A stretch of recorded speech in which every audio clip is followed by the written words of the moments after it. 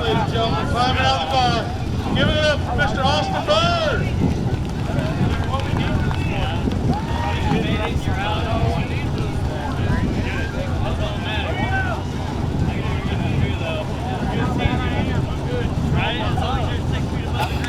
So the first time Ross won,